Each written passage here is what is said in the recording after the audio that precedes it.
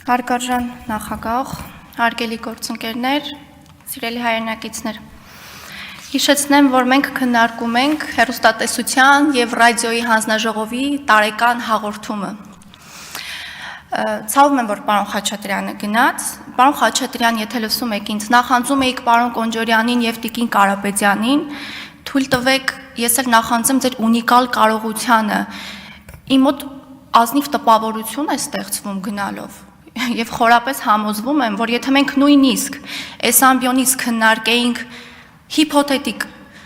էկոնոմիկայի նախարարության տարեկան հաշվետվությունը, խոշոր և մանր եղջերավոր կենդանիների մասին զրուցեինք, այս ամբիոնից դուք այնուամենայնիվ այդ ունիկալ կարողությամբ ամբողջ իր ծավալով տրանսֆորմացնեիք և ձեր օրակարգին համապատասխան այստեղից ելույթ կունենայիք։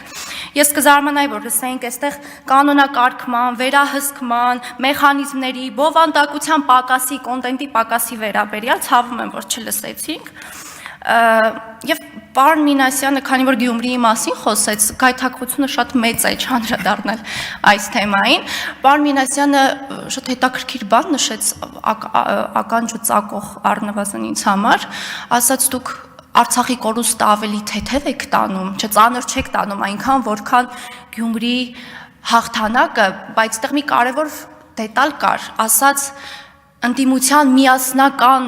հաղթանակը։ Ինչ միասնական հաղթանակի մասին է խոսքը, պարոն Մինասյան, ամենայն հարգանքով, այն միասնական ընդդիմության մասին, ովքեր տետատետ, իրար տեսան, հարաբերվեցին ավագանունիստի օրը առաջին անգամ, այդ միասնականության մասին է խոսքը, կամ թեկնածուներից մեկը, պարոն Մարտուն Գրիգորյանի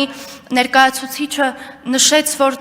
ձայները տվել ենք, բայց մենք կապ չունենք այդ մարդկանց հետ կապ չունենք, տվել ենք, բայց չենք ճանաչում։ Ինչի մասն է խոսքը, սրա մասին, միասնականությունը ձեր։ Եվ հետ գալով, պարոն Հակոբյան, իմ հիմնական խոսքին, ես քանի որ չհասցրեցի հարց ուղղել ձեզ, տեսեք, ձեր զեկույցում նշեցիք, որ եթե չեմ սխալվում, ինձ կուղեք, 5 դիմում եք ստացել, 6, որից 4-ը, եթե չեմ սխալվում, վերաբերելի չեն եղել ըստ էության, վերաբերելի չեն եղել հանձնաժողովի գործառույթներին և հետևապես քաղաքացիները հասցեագրում են և իրենց խնդիրները ուղղում են այլ հարթակներում, Facebook-յան հարթակում հիմնականում արտացոլվում են այս դժգոհությունները, այստեղ երկու հարց ինձ մոտ առաջացավ, տեսեք, մի կողմից տպավորություն է ստեղծվում, որ գուցե կոմունիկացիայի բաց ունենք, այսինքն քաղաքացին չգիտի ուր պիտի ուղղի այս հարցերը և մյուս կողմից կարող եմ ես թույլ տալ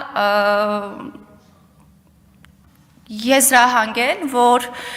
վստահության խնդիր ունենք այս համատեքստում, իսկ քաղաքացին կարծում է, որ եթե վիրտուալ հարթակներում այս հարցերը ուղղի, ավելի արագ կստանա պատասխան, քան օրինակ հասցեագրի այնտեղ, որտեղ ըստ էության պիտի հասցեագրի, շնորհակալ եմ։